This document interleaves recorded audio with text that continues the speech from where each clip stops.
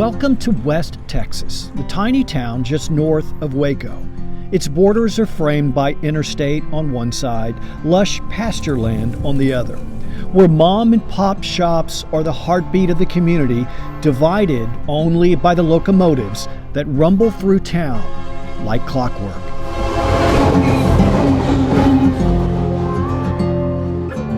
The water tower on the north end keeps watch over a park and the graceful waters of a memorial that solemnly sets this place apart. 15 blocks of granite, one for every person who died in a horrific event that will forever reside on the nation's list of deadly chemical explosions.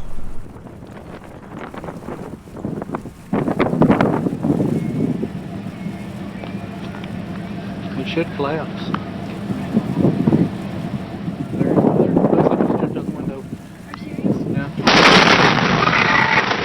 Oh, you okay? Dad? You okay? I can't hear. Come here. I can't hear. Get out of here. Please get out of here. Oh my God.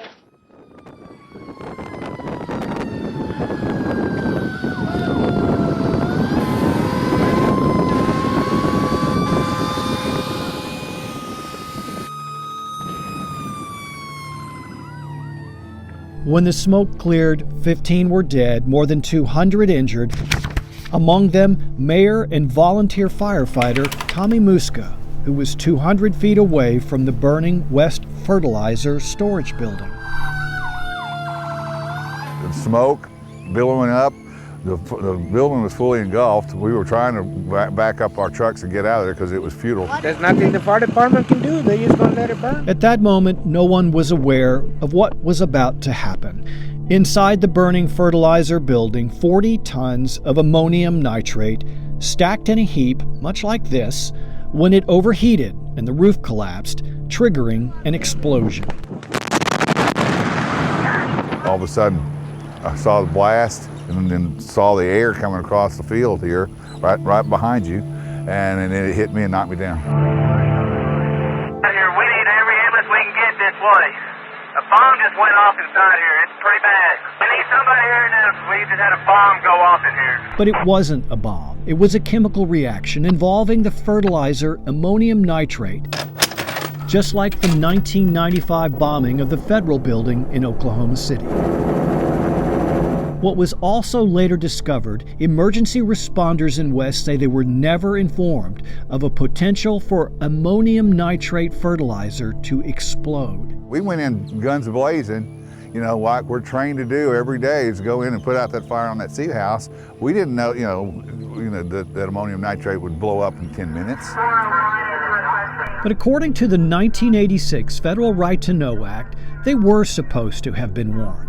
The Right to Know Act requires each state and every community to establish a local emergency planning committee, or LEPC, whose job it is to inform emergency responders of a potential chemical threat.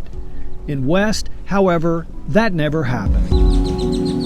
Following the West explosion, state and federal regulators vowed to enhance the laws and make sure it never happens again.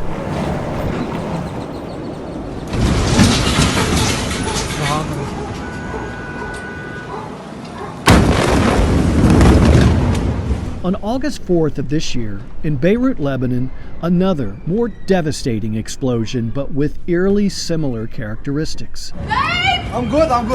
And Mayor, when you saw the explosion in Beirut, what went through your mind? Oh, I knew exactly.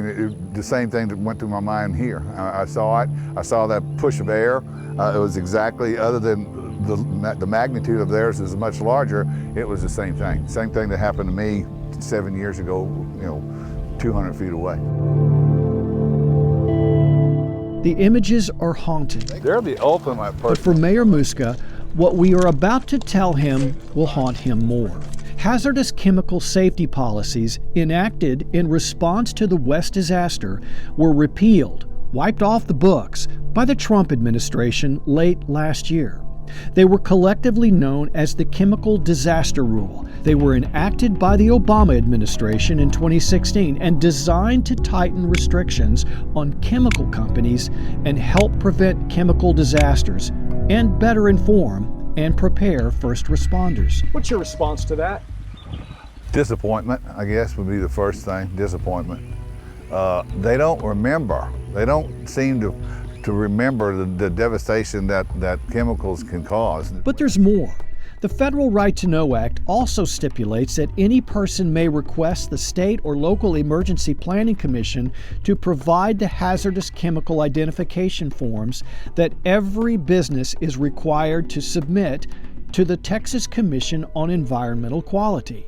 They're called Tier 2 reports. I can't speak for Texas as a whole or other agencies. I can speak for our agency. Kelly Cook is in charge of collecting that data and making sure local emergency responders have the information.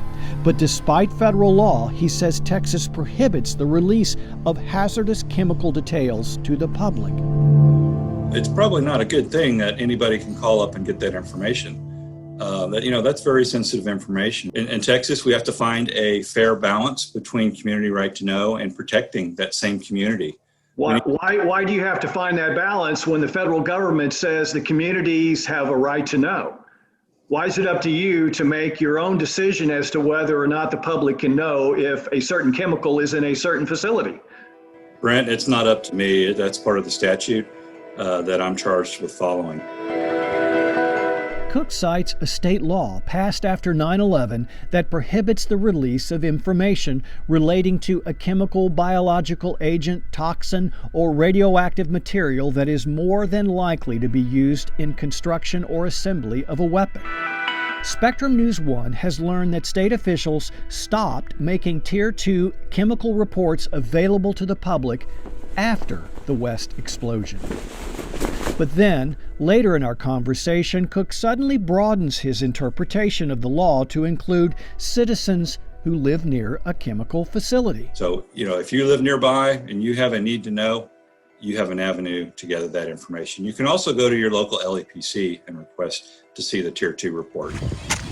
So we decided to put that to the test and contacted McLennan County's Emergency Management Department to ask for their Tier 2 reports.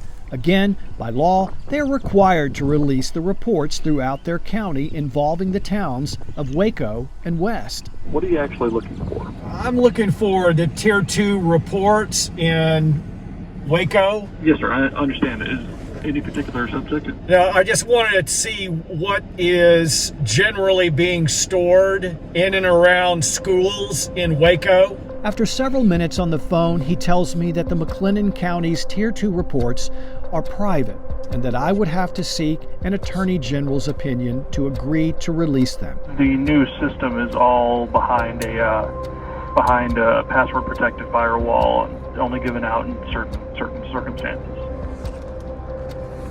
Well, how's the public supposed to access that?